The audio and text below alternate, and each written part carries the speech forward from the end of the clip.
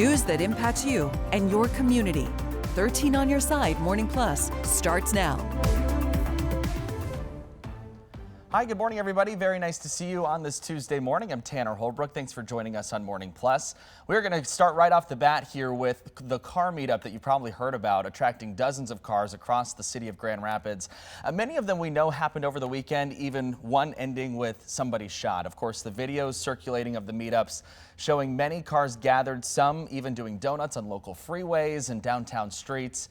We have the police chief, Eric Winstrom, joining us now. And of course, this is not a new concept for Grand Rapids. We've seen them in summers past and years past. But with these, it sounds like this one kind of, the three locations that we saw this weekend, they're all kind of connected. Is that what I'm understanding?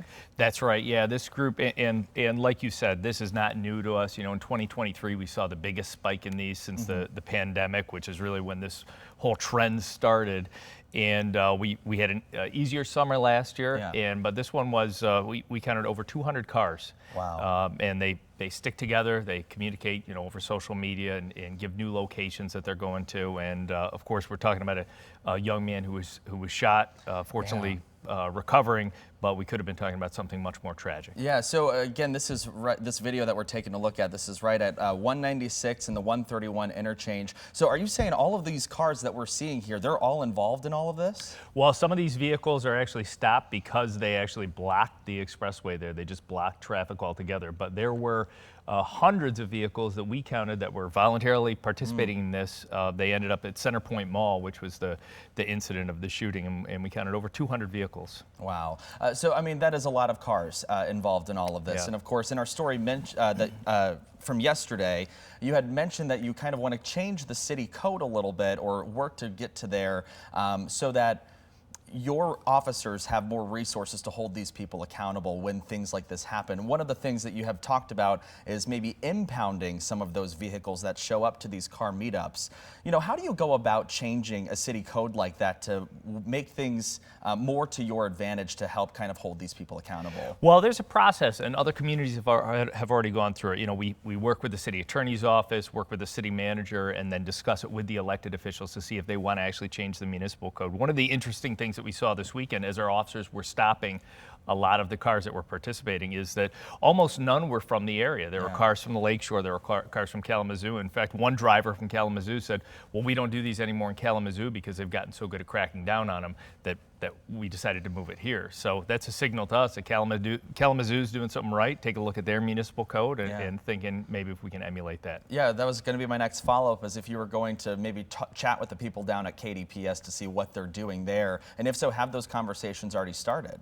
We have, yeah. We meet, myself and the chiefs across the region meet at least quarterly, sometimes more often than that, because we know crime doesn't stop at the borders and we all share the same issues. And so really brainstorming and see what can we do better. And we don't want to be the recipient of, you know, just moving the problem along and haven't moved to Grand Rapids. We want to make sure that we're all taking advantage of all the steps that we can to, this is a very dangerous trend for not only innocent individuals, it's disruptive for people just going about their lives, but the participants really put themselves in danger, as we've seen over the weekend. Yeah, in the meantime, until some of these things can get changed, and you know, maybe we're talking about the code for the city here, or maybe some more conversations with other law enforcement agencies.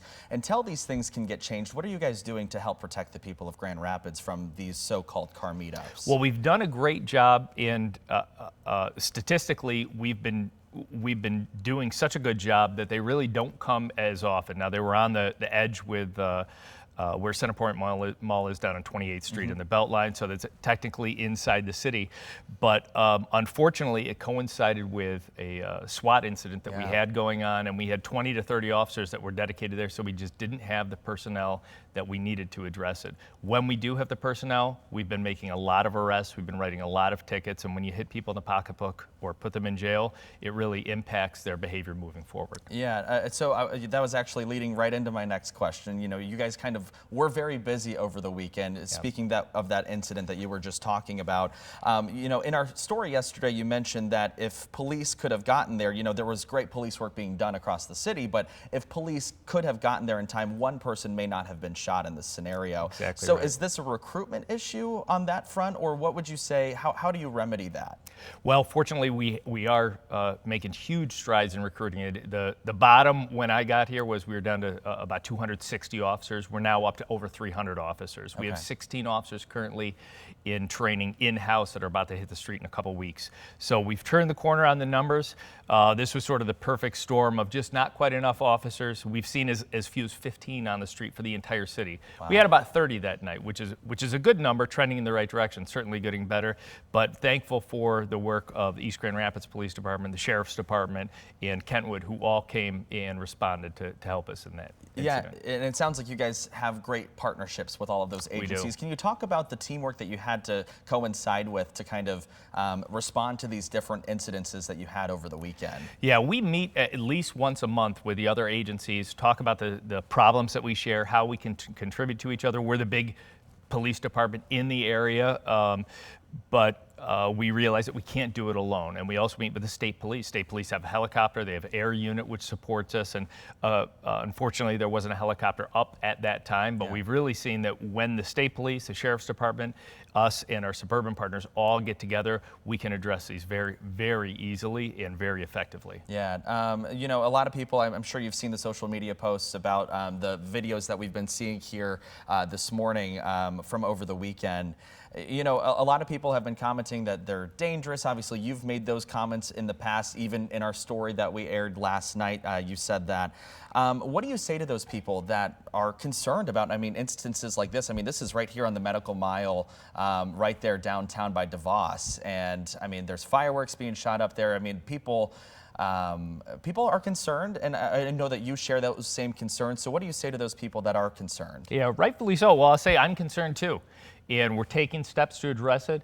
It's extremely dangerous behavior, and you know, the individual that was shot, he was a participant in this, and we've seen that in the past. And getting the message out to these individuals, most of whom are not from the city, they're not from the area, that you know, there's a really good chance that you're going to be arrested, that we're going to take your car from you, but also it's very dangerous. This is not the first individual that's been struck by gunfire at one of these incidents, and so the short message is we're concerned and we're going to do everything we can to address it. Yeah, you know, how do people keep themselves safe if they encounter one of these meetups? You know, let's say I'm driving along the Ford Freeway and I run into somebody doing donuts here, you know, or in a different scenario, I'm by that parking lot that something like this occurred. In a hypothetical situation, what would you tell people to keep themselves safe? Well, number one is we need that information. Call 911, inform us what's going on, because we do want faster response to address these things, and they are mobile. We don't know where they're going to set up until they get there. And then number two is avoid the area if you can. Yeah. And most of the times, not most of the times, every time that I've seen an individual injured in one of these incidents, it's been a participant. So don't participate. Don't even be a bystander where you're going to watch. We've seen people set up lawn chairs and just try to enjoy this as if it's a show. It's extremely dangerous. So avoid the area, call 911, provide us that information, safest thing you can do. Okay, and you know, something that you've been known to say is, you know, we've heard it on the All Access PD show. We've heard it in interviews with you in the past. You're calling on our city to do better because we don't want to be a city of violence. You've long said that.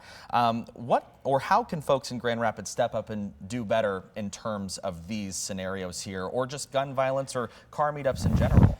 Yeah, well, in this case, I am really proud of our city because we had a lot of officers down there, especially after the shots were fired, and we made a lot of traffic stops, talked to a lot of people in these cars, and my officers didn't talk to one person from Grand Rapids. I think that people from Grand Rapids that see this and know that they're not only disrupting general traffic, but they're also blocking, for example, the downtown. What if an ambulance was trying to get to the children's hospital?